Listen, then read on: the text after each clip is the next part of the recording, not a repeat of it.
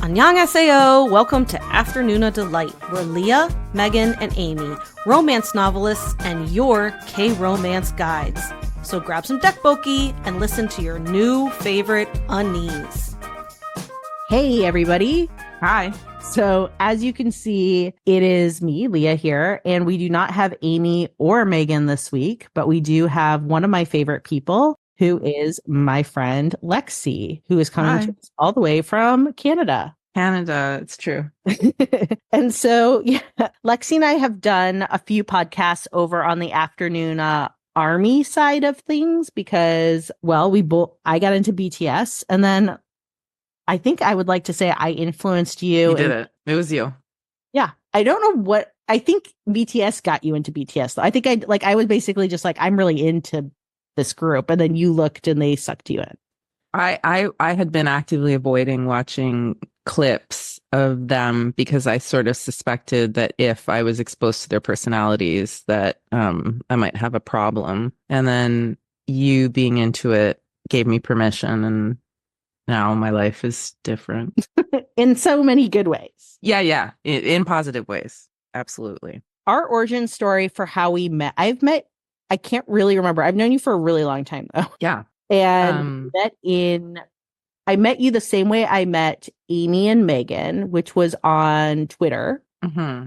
Now X, but nobody calls it that. No, when Twitter was like a semi-wholesome place that wasn't just for neo-Nazis.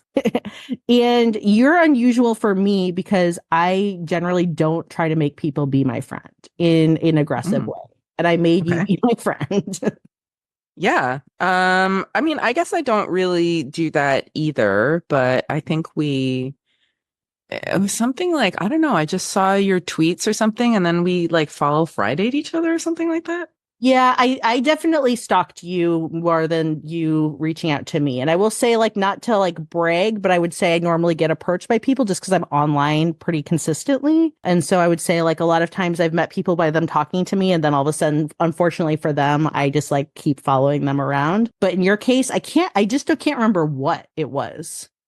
There was just something about you that I just decided that I was like, I want to be your friend. My personality, my great personality, I think must have done it for you. And then I can't remember, like, basically we were like Twitter friends for a while, like years. A few years, I think. Yeah. And then I stopped actively writing and I fell off of Twitter. So did I. And then we stopped talking for like, I don't know, a couple of years. Yeah, a few years also. And then you sent me a very polite email that was basically like, hello. Hello, how are you? Weird, but are you alive? Yeah. Well, I saw that you had started watching K-dramas and had started the podcast. And I was like, oh, this is also happening to me, or had been for like a while. So my K-drama story started slightly before the pandemic. And I was watching my Mister, and it was building to an emotional crescendo. And I was like, I don't think I can do this alone. So I got in touch again, and then you were sort of saying, oh, I'm into BTS, and I was like, oh, maybe I'll check that out. And then something happened to me over the course of a weekend, and it's been a couple years since then. So yeah, so we've reconnected. We talk about K-drama a bit, not a ton, but a little bit. We talk about BTS every single day. Yeah. Correct. We did go to, have we met in person before? No, we've met in person. No, we have met in person, but the first time we met in person was when we went to I came to see you for a few days, but it's recent, like it's in the past couple of years. Yes, but you did that, and then you also came for D-Day, right? Yes. You've come to me twice. Yes. I need to go see you. Yeah. I just like go to your house, which I really welcome.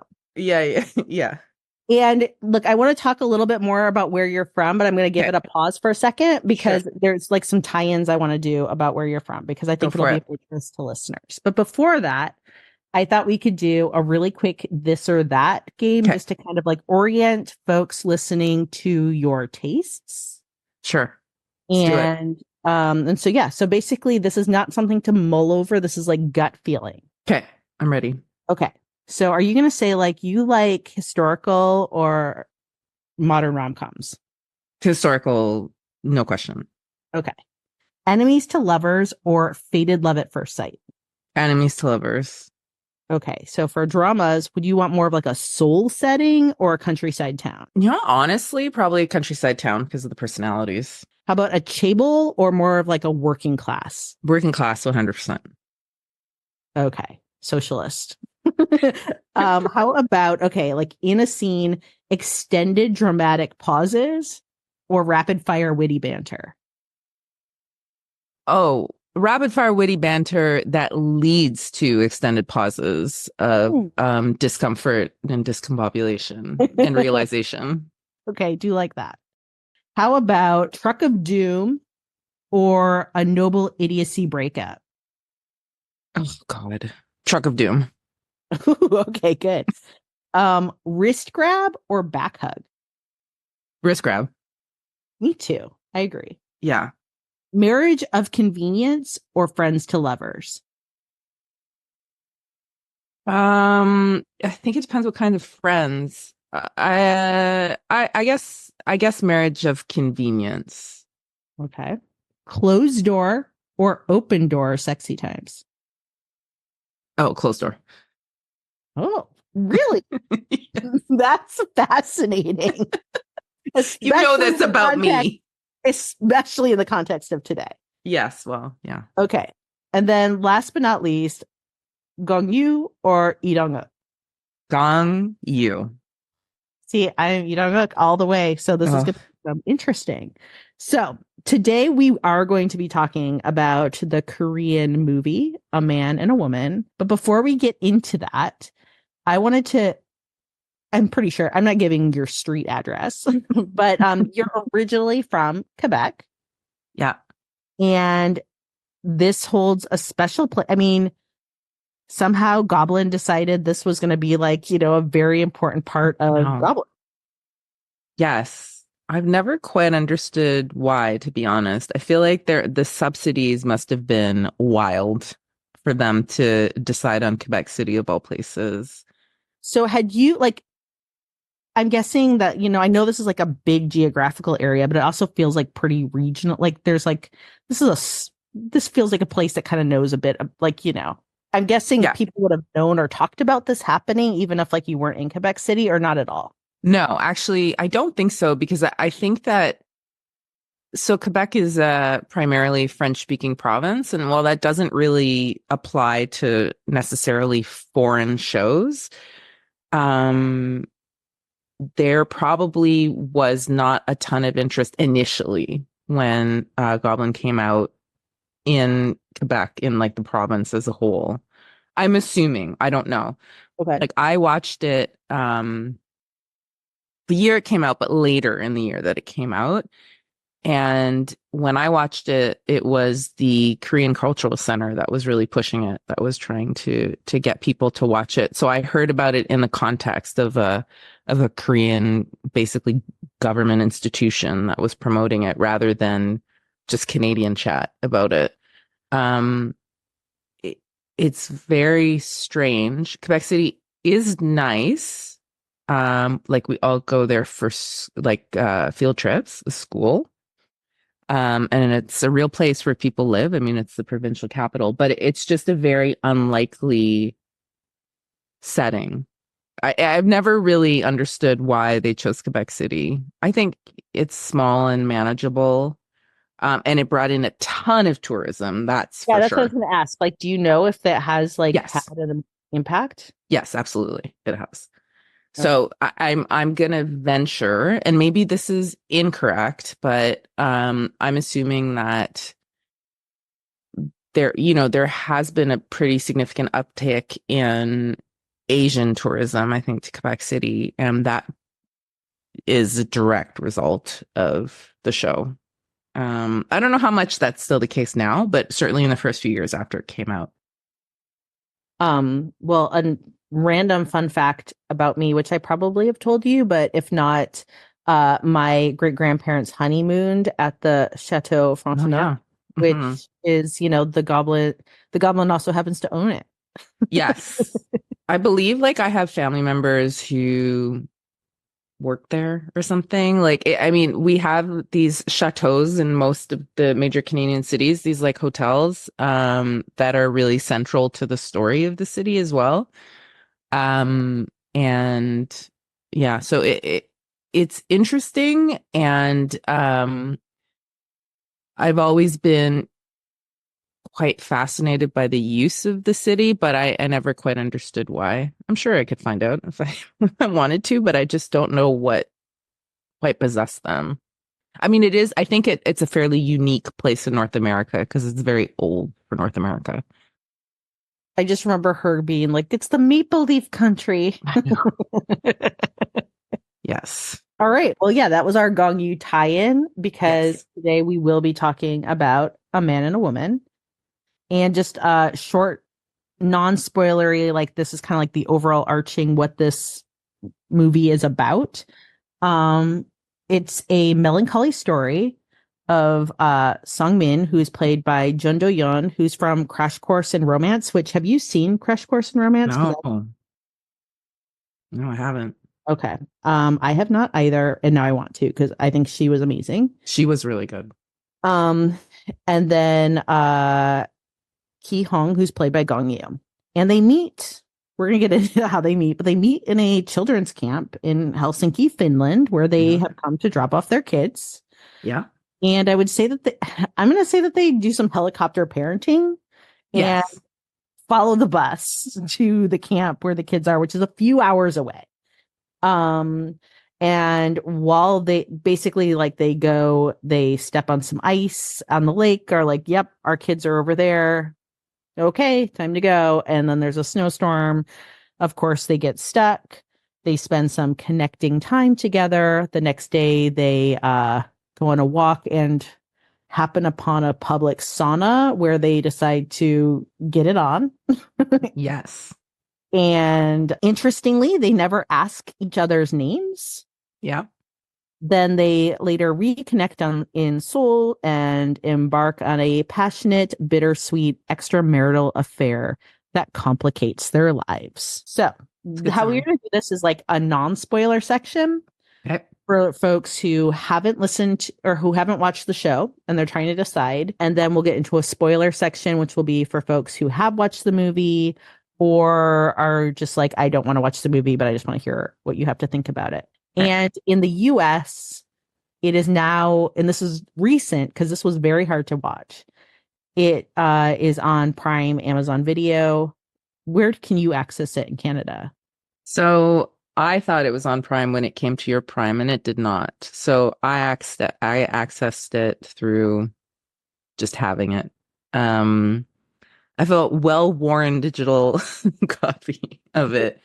You did bring it when you came to visit. Oh my God. You brought it as like, and we didn't watch it because we were so busy watching BTS stuff. We were watching a lot of BTS, and also we would have had to set up the Chromecast. It was just like, it was slightly too daunting for us at the time. But it was something that I really needed you to see and experience for many reasons. Why we are doing the podcast, because you have told me for as long as we have like reconnected in like 2021 that I need to watch this movie. Mm-hmm. So without spoilers, without getting into like the nitty gritty, why? So without spoilers for me, I'm really fascinated by the difference between Korean television and Korean films, and the extreme chastity of a lot of Korean television. And it makes me laugh a lot of the time because it's really like the modesty. Like if you think about in Goblin, when she's just trying to get him to like hug or kiss and he calls her a pervert and stuff like that. And that's sort of like what I was used to seeing in my first ventures into K-drama. And then I saw this movie and it is not like that. No, it's not. And so I was just so, I guess, surprised, and I shouldn't be, because like if you think about US network television and then US movies and how different they are very different. But I think it's seeing the same people pop up in movies and in television and how differently they're allowed to be and act. Like just Like you almost never see. like Kim Tae-ri in The Handmaiden versus Mr. Exactly. Sunshine, where there's not even like a kiss in Mr. Sunshine. Exactly. And even like you on Korean TV, you almost never see anyone actually smoke a cigarette, or they'll light one and not actually like take a puff of it, Yeah. or they'll have their back to the camera. Yeah. They blur out knives, all these things. Yeah. But so to see the difference with films with the very same people, and then Gong Yoo especially, because he is so effective as a lead in that way in Goblin, and then seeing him like be able to Be more do sex like a man is, have sex like a man, not fish eye. you know what I mean? Yeah. And not just sort of cuddle and turtlenecks. Like it was a very exciting juxtaposition for me at the time, and I was just like, I need you to watch it and Like a big moment in understand little Lexi's life. yeah I was like 35, but yeah, so that was it for me. It was really like it's that contrast. Yeah. I think I had that when I watched Frozen Flower, which I'd bring you back to talk about that movie. And then, yeah, The Handmaiden for sure, which is still sitting at maybe like my most favorite Korean movie of all time. But okay. Do you have any comps for this movie? Otherwise, I can like kind of lay out some of my like random comps that I have that all come from like a very Western lens, but gave me certain vibes. No, go ahead and I'll jump in. Okay. So the first one is like, it's such a bad one, but I feel like, look, it gave me Bridges of Madison County vibes a little bit. Which I haven't seen or read. I've done both, which is odd because I'm gonna have to just quickly. It came out in like the early 90s, no? Like 93 I felt like this was like a bit like for me and my age, it was a kind of like a mom book. Like it came out. Yeah. Oh yeah. Let's see. 1992 was the book, 95 was the movie. Mm-hmm. I felt like this was very much like something like all the moms had. Mm-hmm. But Yes. like for Madison County, it was like wildfire mom book. Fascinating for so many reasons, including this movie. Yeah. But it kind of gives me that because there is, kind of like the endurance and unhappiness of marriage and what happens when like people come along to disrupt that. A funny comp that I'm just throwing in is Love Actually. And it's mostly because in Love Actually, Lauren Dern has a pretty unhealthy relationship with her brother. And I felt there were like slight echoes of that with the mom and her son. Yes. Yeah. There were times where I was like, okay, we gotta like think about this relationship. But yeah, I mean, very complicated. Special needs son. Then a little bit of Lost in Translation, just in some of like that like melancholiness. I think that that's like a vibes feeling to me. And then Before Sunrise, a little bit in terms of vibes. This is not a hyperverbal movie. This is not a lot of no, not at all. It's very spare. And even when they're connecting and falling for each other, this isn't like the Before Sunrise, like chit, chit, chit. It's just more kind of like what happens when you're like in a new place. That's why I kind of picked it as a comp. And like you kind of like cross paths with someone and you have this like spark that happens. It felt very, and I don't actually have a good comparison for it, but it felt very book-like in that way to me, where it's like not a very cinematic movie. I know that sounds ridiculous, but there's like most of it is about people's reactions to each other and some looks, some sort of some interactions, but nothing really where you feel it needs to be a film necessarily. Like I can see this really well represented by and in a book. And I wonder to a degree if it came from something like that, because that's what, like when you're talking about Bridges of Madison County, even though I haven't read it, that's what it feels like. It feels like a book to me. I don't mean that in a bad way at all. Like I think it lent itself very well to a movie, but I only mean that there's no like huge visual elements that require a film, except for like Gong Yoo's ass.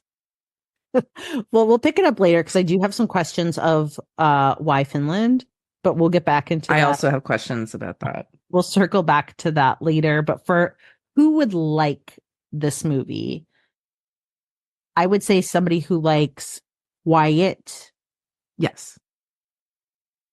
internal conflict. Mm-hmm. I think maybe like a more mature aged viewer. I feel like this would hit very differently if I was like 18 versus like 40. Oh, yeah. Definitely. Yeah. I think that you have to be able to have some sympathy for the other characters that are the ones keeping them apart as well, which I think maybe you have to be a certain age for that. I'm not sure, but I think you do need to be able to understand the complexity of their family situations in order to get why they make the decisions that they make and why they act the way they do. I'd also say, like, if you are in any way bothered by men being persistent and not taking a hint, that might be a problem here. Like for me, yeah, like so who should avoid it? Who should avoid it? Yes. Yeah. I mean, he's so charming to me generally and in this role that it didn't bother me, but in someone else's hands, if he was that forthright and that persistent and always sort of around and walking by her work and stuff like that, it would read very differently. Yeah. I think that it's his personal charm that makes it palatable. But if that as a concept bothers you, then maybe this isn't for you. Or infidelity as a whole. Although yes, absolutely. Here's the other thing. I think it's for you if you can be curious about people, even if you feel like you would not always like support morally what people do or not. I think it'll be interesting to talk about like the moral choices are not in it. But like if you can be curious, I think it's for you. If you really cannot be curious, you're not going to really like it. Or if you need like any kind of bigger external conflict, not really going to be for you. Although, honestly, I think it's for a lot of people just because they're like, I do want to see Gong Yoo's ass. Yeah. And I mean, look, I don't want to be reductive. That is certainly part of it. But at the same time, like everything to me felt like it had its place. Like, I don't think that it was exploitative in any way in that sense. No. Like, it wasn't like despite the sex scenes, I wouldn't consider it like a sex movie. No, absolutely not. In fact, what I will say going into it is I was expecting sex to be a bigger part of the story than what it was, because I felt like not just you, like I feel like in general, what I've just known about this is this is a movie you watch Gong Yoo get down. And so I was like, okay, we're gonna watch some, like, I didn't know much about it. I didn't want to like read anything go into it. I just kind of went in pretty cold.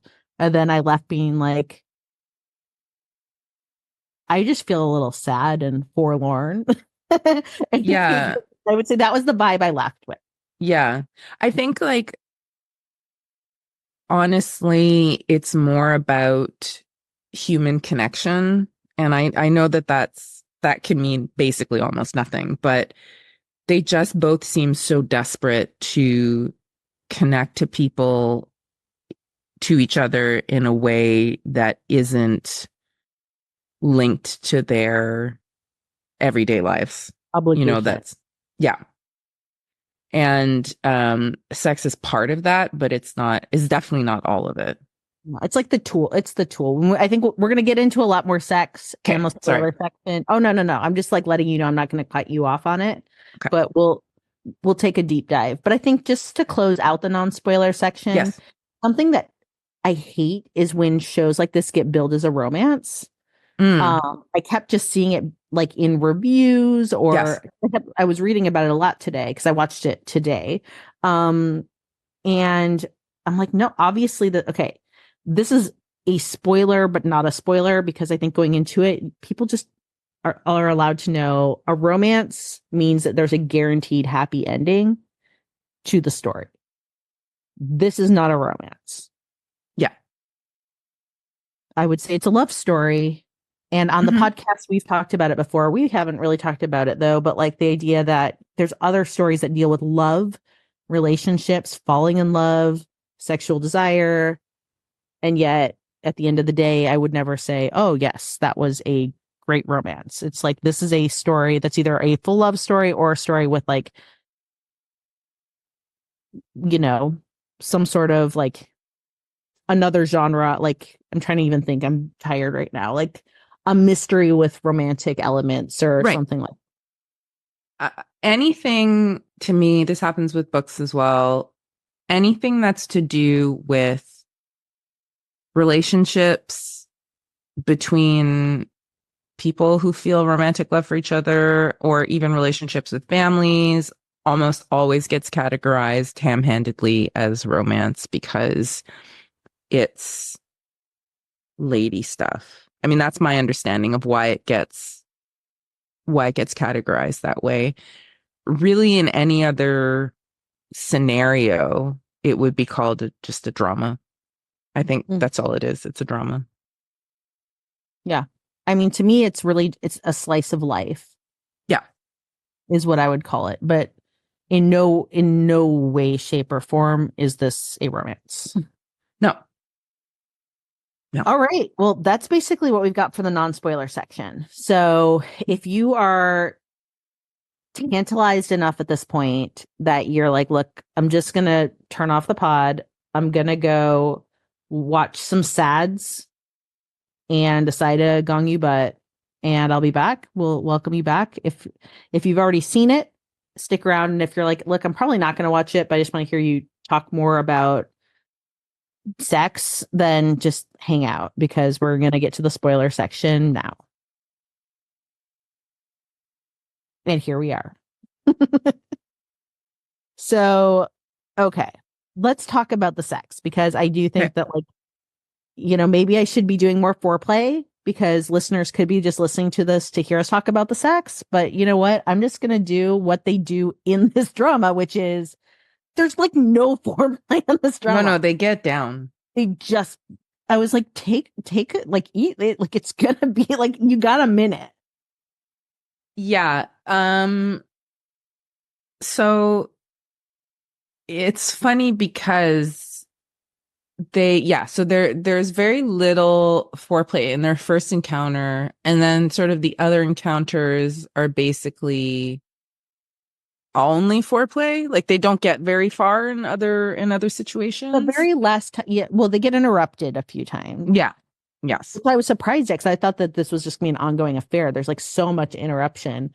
And then the very last time they do, he like kisses her knee and like takes her shoe off and kind of like gets his head up her skirt. And then he's kind of doing some like, it felt a little bit like, oh God, like the Diane Lane, like unfaithful shot or something. Like there's like artistic shots basically. Yes. So that's one thing so while it's funny because it's not very explicit sex in a lot of ways. So you don't see anything. You don't really see Gong Yoo's ass. Like it's everything is very like artfully draped.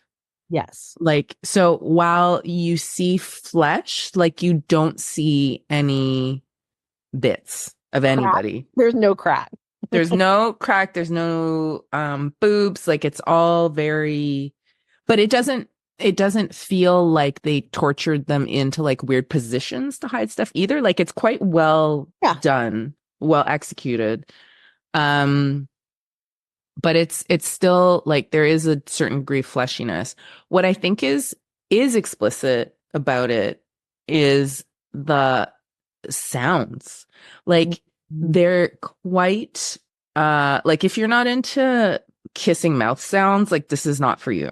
Like this is gonna bother you because like you hear wet mouth sounds, you hear like there's groaning, that kind of stuff. And the movement also is like pretty good. I don't know. I don't really know how to quantify, but it's just funny. It's like a really weird paradox in a way where it sort of ends up feeling, I don't want to say dirty, but dirtier than it intimate. is. I think it feels more intimate than if you just.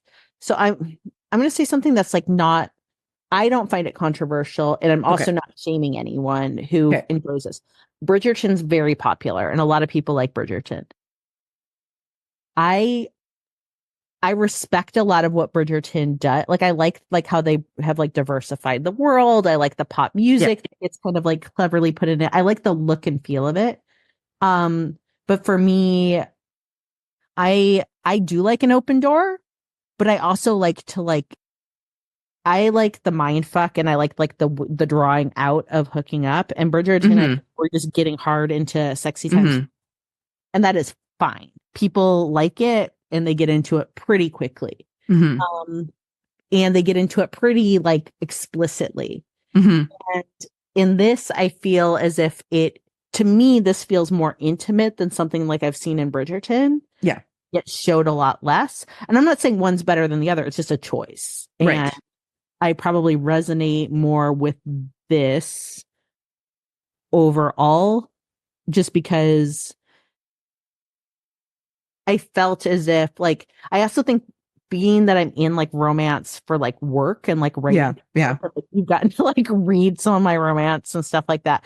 Like, I don't want to say I'm like, it's like a clocking in for a day at the office, but there is something weird when like sexual content is like part of your daily work. Yes, absolutely. Like, I'm not a sex worker, not to shade sex workers, but I like create sexual content for money. Yeah. And so, and I read a lot, and there's a lot of times where I can read why choose multi-person, every whole field, and just be like flicking through like, yep, like no biggie. Yeah. And then I can have something that's like, I waited 2.5 fucking books and we finally are going to do something, and holy shit, it like it's my entire life. And I think that probably gets me more, just because in some ways I'm like much more desensitized than like the average person to sexual content. Yeah, I see what you mean. But I'm not talking like that was a total tangent.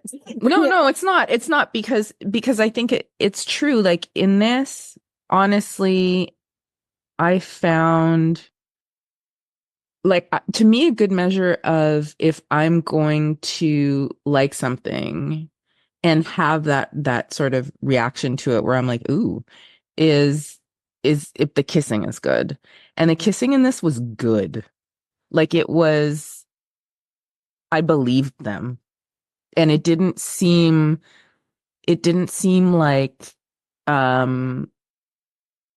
it didn't seem like a requisite step towards immediate sex. Like it felt like something that they were enjoying doing to each other. I sound insane, but it was something they enjoyed doing to each other. But it just sort of like, to me, that like seeing people convincingly portray like enjoying each other and discovering each other is really compelling. And I think they do a really good job. Whereas in other things, and I can't really speak to Bridgerton, but in other things, like people will kiss to have sex. And it feels like that. It feels like step one in that process. And this was like, it really felt like, especially in the first few encounters, they're just people who want to like feel each other and be with each other and like crawl inside each other to a degree. And I think they just did that really convincingly, even with like little non-ultra sexual things like kissing, even though it's like really Like it's like it's not pecs. Like, you know what I mean? Like they're going for it. Yes, tongues are going. And I would Yeah. say like the thing too, though, for me that like makes it so that it isn't titillating is I just found it all so sad. Yeah. So for me personally watching it, it just felt like these people are so lonely. They are They're hurting so lonely. so much. They're just like so sad, like especially her. Like I really connected. I liked her so much. And Yeah, I me was too. she is like so sad that it doesn't feel like this doesn't feel like it's coming from a place of joy. It feels No. from a place of like I see your pain, you see my pain, and like Yes. shared recognition has like come together to kind of just like try to make something worth living. Yes. Um, yeah, I think I agree with that. I think she's very remote in a way. Um, and he is less, but ultimately, and maybe we should talk about like why they're so sad. Yeah. And so I think we need to like, yeah, get into that. And also, first off, though, would you, okay, look, I know you have a whole life. We don't need to get into that. We're in imagination land. Okay. Would you fuck a stranger whose name you did not know in a public sauna in Finland? I mean, Anyone could come probably. into anyone could snowshoe in at any time. Okay, well, like probably not. But like, look, I will say that if Gong Yoo was acting that taken with me and trying to tell me stories about sauna elves and then becoming sort of like tremulous and unsure of himself, like that would fucking work on me You'd be in the like, case of Gong Yoo. let's just do it. I mean, Splash some water on the coals. Let's fucking see. I think I would try to block the door. Anyone could just come around to the giant plate window, but that's beside the point. Yeah. Yeah, I mean, I thought it was it's not a quibble. I understand why for the story they wouldn't have Yeah. I found it I feel like I'm the annoying person that's like, but you wouldn't. Like No, like you you absolutely would in not. the car, like you're from Korea, I'm from Korea. I've now agreed to drive you. Let's have sex. Helicopter parent. Well, not even the sex part. The sex part without names, I believe, far more than let's drive in a car for 4 hours as The co-parent. temporary. And I'm Yeah. not going to be like, hi, I'm so and so from this part of Seoul. Yes. They really I almost felt like it was a bit of a choice that they weren't sharing names. Like maybe they felt there was an inevitability to the hookup. I'm not sure. See, I don't because they were driving to go look at it. They didn't know the snowstorm was coming. That's They didn't know true. they were going to spend the night. Then when they spent the night, they were in separate rooms. Yeah, you would think that in the car they would have maybe like gone down that road. Yeah, I mean, I know they did it because they had to make it not like you're just going to go back to Seoul and find each other. Yes. But I was like, and so this, I'm not going to skip ahead and say why Finland yet, but I'm like, why Finland? Like, why? Yes. Because there's snow and winter and sadness in winter in South Korea. So I still just don't. I'm also not 100% sure. And even like the reason that we have is never really very satisfying to me. Because it seems to me like, wouldn't that be, and I don't know, like, I don't know what mental health facilities for children like in Korea, but wouldn't it be very difficult for children that go to a completely different country and culture and language to be? Yeah, they really gloss it. They really gloss it over, and we bookend the movie with Finland at the front and then at the back. Why Finland? So he went back to Finland in the end to work. Like he was finishing a construction project in Finland. But I mean, like, why? I don't know. I mean, again, he wasn't there at the beginning for work. What? No, he was there for. My understanding was that he was there for the school, just like she was. Right. And that's the other thing. Like, I never really got why they were there on their own, how long they had been there, what the point again, like what the point of Finland was explicitly. And then the wife who's got severe mental health issues is like, well, we'll fix it by going to Finland. Yeah. You won't speak the language, have anyone, It'll be any fine. support. I was like, what is happening? Why? Yeah. I mean, to me, Finland in this case is like the only thing I can think of again is like Quebec for Goblin. Like there were subsidies involved and they wanted an exotic setting. Like that's all I can think of. The other thing though is that like maybe at the, I don't remember so much at the end. Maybe it was winter in Seoul. They definitely like, and I know time passed between Finland and when they connected again in the city, but it was like definitely not like we were in summer. And so I was trying to think of like how much time has passed because we're in hemisphere weather. I'm quibbling over things that don't like. No. But I mean, they're valid because so much of it is about circumstance that brings them together, right? So it makes sense. I'm just trying to remember the time frame. Like, so the first time I think like when they go back to they have this encounter in the sauna, and at first she sort of isn't into it and looks away. So he like desists, and then they take a nap, and then they wake up horny, I guess, and then she kind of she trauma right. And then they do have sex at that point. Then they go like just pick up their kids after, and that's it. They go back to Korea. Well, he's like, "Can I have your name?" And she's like, gets out of the car. She's like, "Bye." Yeah, and then they go back to Korea, and my understanding is like a couple months later. It's not very long after. And then 3-ish months. Oh no, wait. I think it said 8 months later, actually. And then but he finds her, and we never get any. How did he do that? Yeah, because she's like, is this coincidental? And he says 50-50. Yeah. And so my hunch, like I was trying to think like, how did he do it? And I was like, well, I guess you plausibly could do it by somehow like figuring out a way to contact the school and be like, I have some, I'm trying to get in touch with like, they shouldn't be giving that information out. They don't have good FERPA laws. I don't know. But like, that's the only way it was going to work because he knew nothing about her. He didn't know her job. He didn't know her name. He didn't know her name. And so he's not just walking up and down cities block. I mean, I know he's like a bit twee, but he wasn't doing that. No. But he does sort of like walk by and then pretend to be, then sort of like sheepishly like, oh yeah, hi, when she notices. Yeah.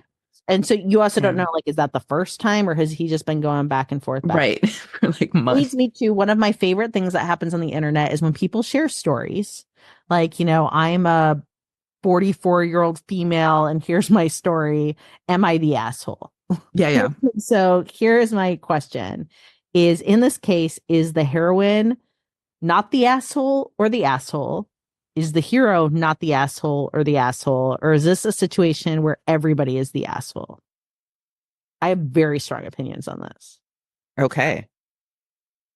I mean, look, the do you mean like, are they an asshole in the sense of just the adultery, the infidelity? If somebody's writing up their story online for the public to weigh in and say, yes, you're an asshole, or no, you're not an asshole, or everyone involved here is an asshole. If you look at it without any emotional connection to the characters, like, yeah, they're going to seem like assholes. Like he's cheating on a wife who has serious mental health issues, as a form of escapism from a difficult family life. She is doing something similar, but I can't really blame them, honestly. Like, I never felt like they felt very guilty. That was clear, especially her. I think she seemed to feel more guilty about it and talk about how she couldn't like live with herself and couldn't forgive herself. But at the same time, like, did I feel like they were just like gross assholes who just wanted to get off? Like, no, Like I really felt like they were feeling an emotional need for each other. So that made me more sympathetic. Um, and you know, for her husband was like not that bad. Like it wasn't like he was like you would expect in this kind of thing where he was like really difficult and like was driving her to this kind of thing. Mm. Like, yeah, I mean, they had issues and he wasn't perfect, but he was okay. Also, played by one of your boyfriends from the secondary lead from Because This Is My First Life. Really? Yes, that's him. Somehow I've got to go back and check that out because I did not pick up on that while I watched. Yeah. Okay, I will go back and check it out because Okay. I didn't at all, which is wild. Um, for her, not the asshole. Right. For him, I think total asshole. Really? And here's why. Okay, I'm ready. So I think it is the fact that they had this connection that happened in Finland. Mhm. And I'm going to take like a very like neutral to sympathetic view of the infidelity in Okay. Finland. Okay. And so I'm like, look, it happened. They both are in difficult circumstances with their marriages, with their children. This is like there's no names exchanged. Like this really was just like two people who had like such fundamental need to like have touch someone and like Yeah. feel alive that Yeah. I'm like, okay, no worries. She goes back and she's just like living her CEO life of her store. I love that Yeah. like, she's the CEO of her clothing store.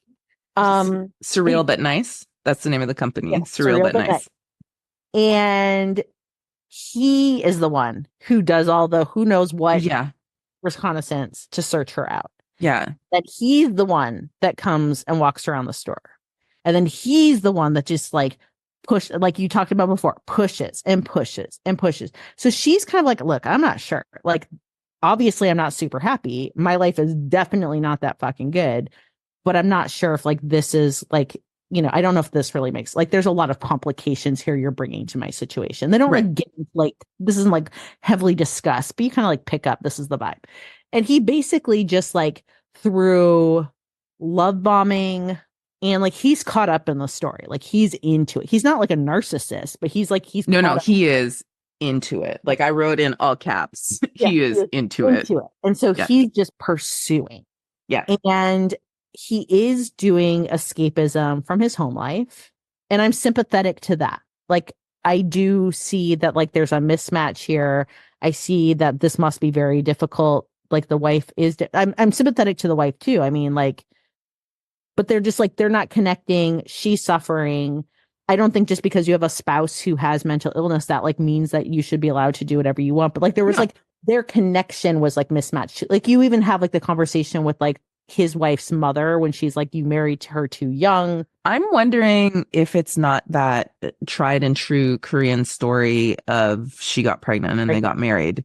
Very possibly could. Because she does seem so young compared to him. And so, and we're going to get into the kids later and like the trauma that's happening for the kids. But then as it kept going, like, it's like, he's just like there, like chipping. And then finally she's fucking like, I'm in. I am. Yeah. Fully. Yep. I'm going to come. I'm telling the husband, like, I'm in. Like, I cannot live with. At this point, you have gotten under my skin through your relentless campaign to the point that I am like, okay, this is it then. This is what we're doing. I'm going to. And he's like, actually, I've got to go back with my family. Yeah. Like, fuck you, dude. Like, you are the asshole. Yeah. You don't have to, like, blow up her entire emotional life. Yeah. And then be like, well, I just really was trying to distract myself from my internal pain. I don't know. I was just like, fuck you. Yeah. Well, I mean, his daughter hugged him. So, you know. He chases her. He's in the restaurant, sees her, his lover get in the taxi, runs outside, is like, ready, like that's his moment. Am I gonna go or am I gonna stay? She's flown all the way to Finland. He turns around and sees his daughter looking out the window and is like, nope, I gotta choose my family. And this is where I was like, well, your wife. First of all, I was like, fuck you. Secondly, I was like, your wife deserves not you. Because like let that Yeah. woman fucking heal. You use all your architect money, pay for her to get the best treatment, and then let her go find people, let her find somebody who's going to be obsessed with her. And then be a dad. Like you can still be a dad and like have but then I was like, maybe you just deserve nothing because you're just like so dysregulated and needing to just like put all your stuff everywhere else so you don't have to deal with whatever the fuck is wrong with you deep down somewhere. Because I'm like, at this point, I was just like, oh, I was so done with him at the end. And then the only thing that made me sad, even though it was like realistic, was just like that she ended up at the end just kind of like, well, she's on the side of the road smoking a cigarette with Just fucking crying in a finished taxi. Well, yeah, they get out and the taxi driver's like gives her a cigarette and that's the end. And I was just like, you know what? Like you do you. But then I was like, oh God, she's gonna go home to like, and her husband, like again, I liked that he wasn't like a bad guy. He was just like they were a business like relationship at this point in time, but they also weren't a like whatever was happening, they were right. They weren't in a space, and I'm gonna trust her that she was like not getting what she needed out of the situation. Yeah. And then I can also see that like co-parenting for them had like served like that they had an arrangement that was working as co-parents. And so yes. I don't know what I hope for her in the end. I just was like, Gong Yoo's character just went from like man to little boy so fast for me that I was just like, ugh. It was a weirdly kind of like moralistic ending in a way for like the way the rest of the movie went, where it ended up being like, yes, you should be with your family. That's the most important thing. The man should be with his family. Because she leaves her husband. So they split up. So it fast forwards a year. And after she's told him that she's having this affair and she loves this other man and she can't live without him, even though he then doesn't go to that encounter, Gong Yoo doesn't go to that encounter that night and turns away and leaves her. She still like splits up with her husband and is living on her own. Which she does, because the other thing is like being alone is preferable to what I think she had. Yes. Yeah. But Gong Yoo just like the thing with the thing of like being with like nobody wants to be the pity, like your husband's with you for pity. That's damaging, I think. But that character, his wife, was so unsympathetic to me. Like it was not because she had mental illness. It's like she just wasn't portrayed in a way that was meant to inspire sympathy or empathy. Mm-mm. Like she was just like a sort of like difficult, petulant, impulsive person. And I'm not saying that mental illness has to be like cute and it always elicits sympathy or empathy. We know it does not. But under the circumstances, like in the way that this movie was presented, you would think that there would be a little bit more because her husband, not Gong Yoo, but the female lead's husband was fine, kind of thing. Yeah. So it almost felt like they were trying to justify it more with Gong Yoo's infidelity. And also like stuff with like that they were doing with the wife that I didn't super appreciate was like, so the wife does like, she's dancing on the edge of the balcony, like, and then the daughter comes out and sees it and then like pisses herself. Yeah. And so I was like, so I'm not sure if like I'm not sure if staying in the relationship, I was like, might not be working. Yeah, like, like I think we need to like figure out what's best for this child, first of all, because none of this is working. But also like, yeah, the pity staying with the wife, and then like the relentless chase of the other person, and then like right when it matters, being like, no, I'm going back with my family. Oh, well, yeah, Park there were, Jin-won is who was in that's the second lead and from Because This Is My First Life. Yeah, you're right. God, I just was so focused on the two leads. I wasn't even like, oh, he looks kind of familiar. Like I was just kind of like checked out on him. Poor guy. I loved him. I know. That's the thing too for me. I hadn't seen this movie in a few years, and I've seen so many dramas since then, and it is a rich tapestry of all kinds of drama actors that we know quite well, actually. The other thing with the wife too, Gong Yoo's wife, is at the end. So they go back to Finland for work. His wife goes with him this time, and we're meant to, I think that's good, I think. And he sees this woman that he'd had an affair with in this cafe, and he, sort of goes after her, sees his daughter, like you said, and changes his mind, doesn't go after her. But then they drive by the cab on the side of the road. His wife, and his kid drive by the cab, and he looks in the rear view, and you can tell that he sort of knows that it's her. And his wife just goes, thanks. Yeah. And he's like, for what? And she's like, just saying, just 'cause. And I was like, what the fuck is that? Like, because it almost felt like a knowing, like, thank you for not leaving me for this woman, but she doesn't know anything. So it was just like, it put too fine a point on it. It was like, it was too on the nose that she was just saying, like, thanks just for being you, like, just for being here, kind of thing. And then he starts to cry because he's trapped in his family life that he doesn't want to be in Finland. Yeah, and it's just and I think it was just like the fact that, like, why men, what's the Lizzo line that I'm why like, men great till they gotta be great. That's what Gong Yoo like embodied that to me in this. Yes, logically I know that. But he really, like, his personal charm goes a long way for me in ways that I am not proud of, like in ways where I should be more discerning. If it was anybody else, I would have found his persistence excessive. But under the circumstances, I was like, ooh, he really likes her. Look, I didn't mind the persistence until at the end when he was like, I can't put, like, that's why I'm saying, like, why men great till they gotta be great. It was right. like,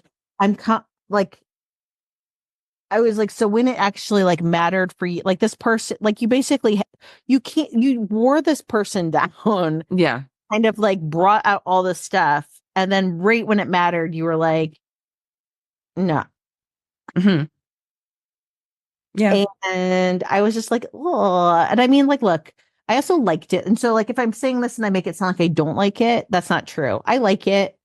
It definitely like made me think, and I think I'll think about, I think I'm going to think about this movie more than I expected to. Yeah. I did not expect to feel like I was going to walk away and like ponder it afterwards. I don't know why. I just didn't. But at the end, I was just like, look, I really resonated with her. And maybe it is just being a middle-aged woman who I just had empathy for her. I felt like I like understood choices she was making. And for him in the end, I was just like, you just still feel like you are coming from a position of like distraction, fear. Like you're just not a man in this. Like you're not and I mean not a man like being like a masculine man, like not an adult. We're saying we have a man and a woman. I was like, we have a woman and a fucking little boy. To me. Yeah. And I think to what you're saying as well, like Daddy, I love him.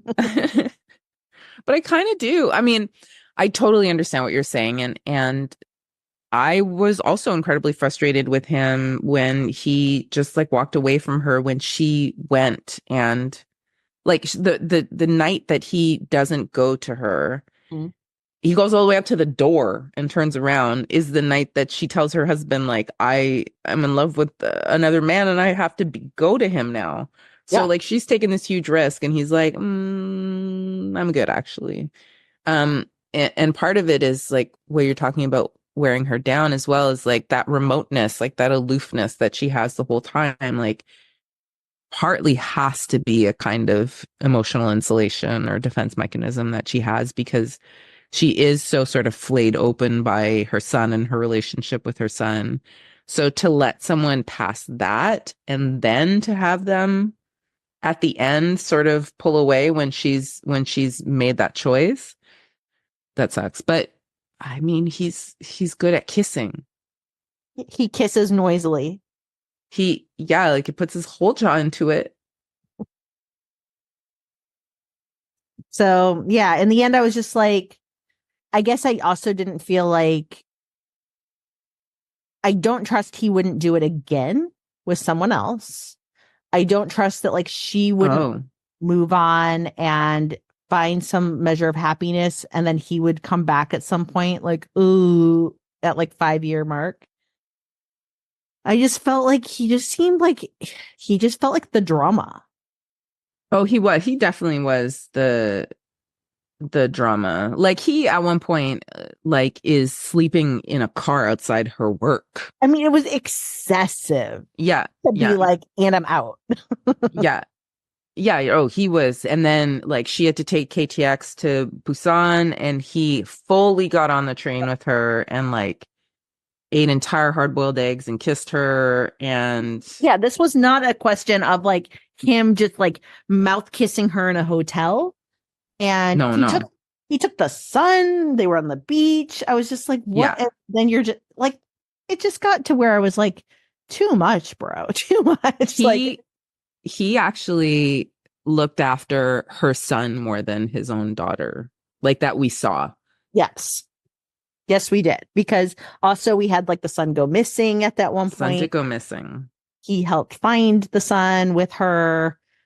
And so it just feels as if, yeah. So again, I'm not like passing, I'm not going to say that like a infidelity is like a good, but I don't think Right. to me it's not the. I'm not going to be moralistic about it. I think that there's reasons that it happens that I feel like are empathetic, and I understand why people make the choices they do, and I like to be curious about why people do it. So in this case, in watching it, I wasn't like judging them. I just judged him in the end for I felt like letting down both women.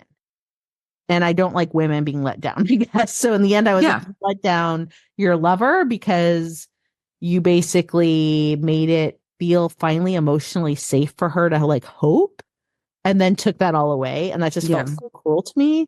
Yeah. And then for the wife, I felt like you kind of like infantilize her the entire time. And then basically are like, you are my duty. And like, yeah. I felt like that was told to me rather than me experiencing it though. Like because they kept sort of saying like, oh, she said to him at one point, like, I needed like a husband, not a guardian or whatever. But it's like you are walking on the railing of a balcony at the same time. You know what I mean? So like I get what you're saying, but I don't know. Like I found like her the end. I'm talking about the end. I think the end. With her at the end, I feel like it infantilizes her because she's not like actually like a full participant in understanding made him being with him. He's just like he has driven that whole narrative on both sides. Yeah. And kind of never both of them are getting the short end of the stick. One and I think they both know it to some degree. They just know it. They both know they got screwed in some way. And then at the end when she says thank you. I don't know what that was supposed to be because there was no like knowing look in her eye. Like it didn't feel like that to me. It genuinely felt like she was like, I know I'm difficult, so thanks for being here kind of thing. I felt like that too. And that gave me the ick. Yeah, no, that was fucking weird. Like, no question. Like that was very strange. It was almost like Um, was it that he got like like some sort of moralistic reward, like where she acknowledges his sacrifice without actually like knowing I what the guess. sacrifice is? But that's what felt so like that's why that character was so difficult for me because like nothing she did, and this is like aside her mental illness, like nothing she did made any sense to me. Like she was just like it was like she was there to be a problem he had to deal with. Yeah, and she was Um not like well-rounded enough that like no, you never saw her not being a problem. exactly. Like she would say, for example, they're having a dinner at one point when she walks on the balcony railing. And she makes this remark about basically how, oh, maybe like you're having an affair with my husband Oh to yeah, to his friend. to Oh, friend wow. slash employer at the moment because he's working on her gallery or something. And it's just like really, and it's meant like it's not said jokingly and it's awkward and it's just kind of like please like help me feel some sympathy for this character because um the husband of the other lead is fine. Like he's fine. Okay, they're not connecting, but he's not doing anything like that. I think the burden for her really there is supposed to be her son, who is like difficult and like hits her and drinks toilet water at one point and but her patience with him is just like absolutely infinite. Like Huh? she gets maybe a little bit discouraged, but she never loses patience with him. Whereas they sort of like they treat Gong Yoo's wife like the equivalent, and they're just not the same because she's not a child. And I don't know. I didn't that character didn't work for me. And I think if she had, I would feel a lot more like you do about him. Well, I just feel like I was projecting for her a bit too, but it was just yeah, I think she was underwritten to Yeah. a disappointing degree. And her husband doesn't have like a lot going on, but I think since he's just not like a caricature, I could just Yes. like put what I would imagine of him, which is he is I mean, he is turning up for he is she was shouldering a lot of emotional labor Yeah. parenting the son, but he at least what we saw it wasn't like he was like a deadbeat dad, like he No, was no, he was very being attentive involved, and like yeah, he was there. So I would just say that to me it just felt like a situation where the marriage had devolved, like many marriages do, into more of like a transactional business relationship where hmm you've got like a child that is like at the heart of the marriage. hmm So even though we didn't get a lot of characterization with him, I felt like that even that little bit kept him from being like one note, because like you'd be like, well, yeah, it wasn't like he's just like working late and drinking all the time. right. Yeah. But yeah, we've spent a lot of time on the partners, but I think it's interesting because then that like often that informs like, do we then judge what they've done in Yeah, their marriage of or course. not, based on like, and like also how ridiculous is that too, to be like, is this a good infidelity or bad infidelity based on the partners? But I And think that's often how it's presented though, right? So when it isn't, like it's really interesting. And I think they did a half of a good job with that, mhm. but only half. Yeah. But yeah, for me, it just felt like he got too greedy and in the end, like had no guts to like see anything through, hmm would have been challenging for him. And then it was almost like we were meant to just be like, oh, now he's just like sacrificing all for his family. Yes. And I just felt like actually he was just being, I'm trying to think of like the right word for it. Well, I mean, Like, he was being a martyr to a degree. Like he had no courage in that regard. yes. I don't want to say he was like a coward. I think that's too strong, but he like lacked the courage to live the best life for himself and ultimately for his child and wife. Yeah. And we saw his lover take that courage Yeah. and do it. The only thing I didn't totally love, although I mean, we just got a snapshot, like you said, was her living alone, where then we assume the dad has the sole custody of the son. They didn't really get into that, Yeah, but I I'm don't know. hoping not, because motherhood was very important to her. Yeah, no, she says at one point, "Oh, I woke up without my son and I thought that I would be so upset." And in the end she isn't, but she feels very connected to him and needs to be near him a lot. Yeah. Yeah. And then I think going back to like Finland too, like why, like I understand the reason of the snow. Like, I mean, like because I feel like sometimes people are like right back and be like, well, it's because of like the emotion of the snow and the cold. And that's where I was like, There's a lot of places though that have that. yeah, in Korea. So I was I just, know. They talk about, well, they at one point her sister, I think. Well, I don't know, because like she has maybe it's not her sister. She works for her sister, and then someone picks her up at the airport at one point and she's talking to her about Finland and she's like, I don't know, it's different. Like there's a lot of snow. And the woman says, well, there's a lot of snow here. And she says, I don't know, it's just different. It's like, that's fine. I need to let go of Finland. Like why Finland? I don't know why Finland. It just is. Finland just is. And but like when you were saying before that like it didn't feel as like, did you say cinematic? yeah. Yeah. And so like I think I agree. And but what's interesting is that they picked a location kind of for its cinematic, Yeah. yet didn't really like we didn't have those big sweeping camera shots of like the snowy forest or No. like we weren't pulling up and seeing kind of like the bleakness of the landscape. You were always very much like at like that macro, micro, not Micro. macro. Yeah. And I thought that was interesting because I was like, and I don't mind it. Like, I don't think it was bad, but I was thinking, like, I was like, if this was like a Hollywood movie, I would think you'd have more of like the big melancholy score with like the camera kind of like drone footaging around like the like, Yeah. Well, even the blizzard was sorry, not a blizzard. I live in Canada. It was lightly snowing. Like the police were there closing roads. I was like, look, guys, like everybody has we snow don't have tires the in budget. We Finland. don't have the blizzard budget. Okay. Just use your suspension of disbelief. Like, wow. But no, I don't know. It's that's why I almost feel like I was saying before, like the intimacy of it, the closeness of it, and even the setting feels like a book. Like, doesn't it sound like a premise for a book? Like two Koreans in a strange land meet and connect over their shared sadness in an abandoned sauna. Yeah, but I mean, look, I think we're like, yes and no, like potatoes. It's the story. I do think this is a case of it should have been a movie and not a drama. Like, I did not need 16 episodes. Oh, no. So, like, No. glad it was a movie. Yes. And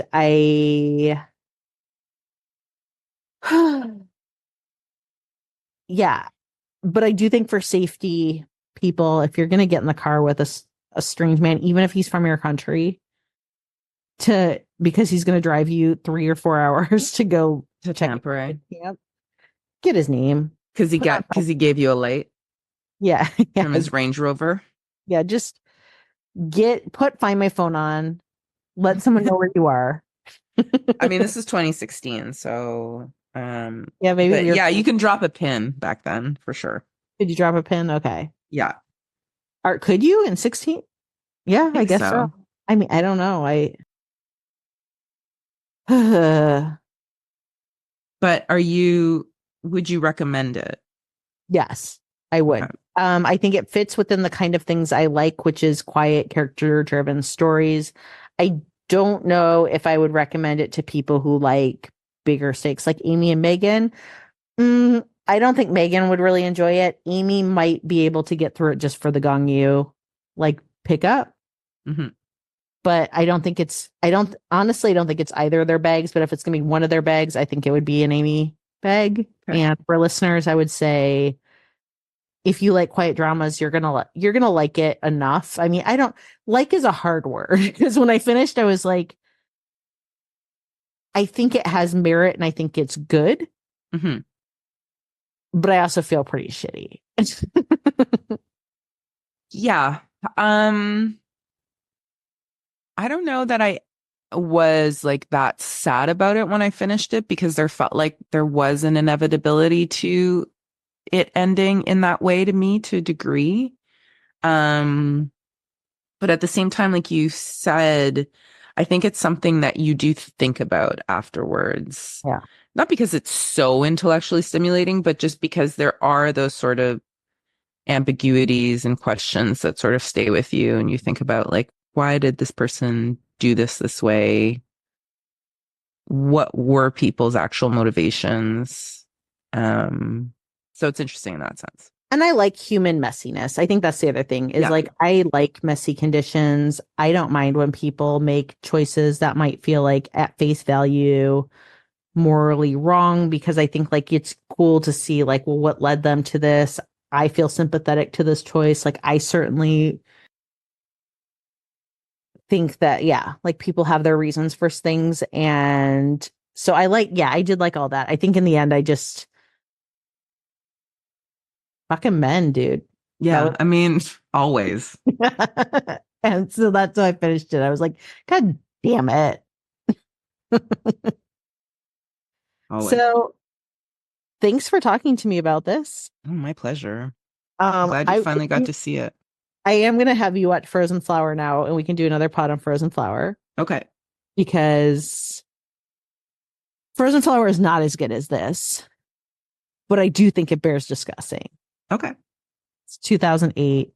Yeah, we'll get into it. But yeah, that'll be, I'm going to say tag your it, you watch Frozen Flower, and we can reconvene on K Cinema. Sounds good. All right. Well, at the end of all of these, because you've done Afternoon Army, we say Borhe. At the end of this, we say Annyeong. Annyeong. Annyeong. Kamsahamnida.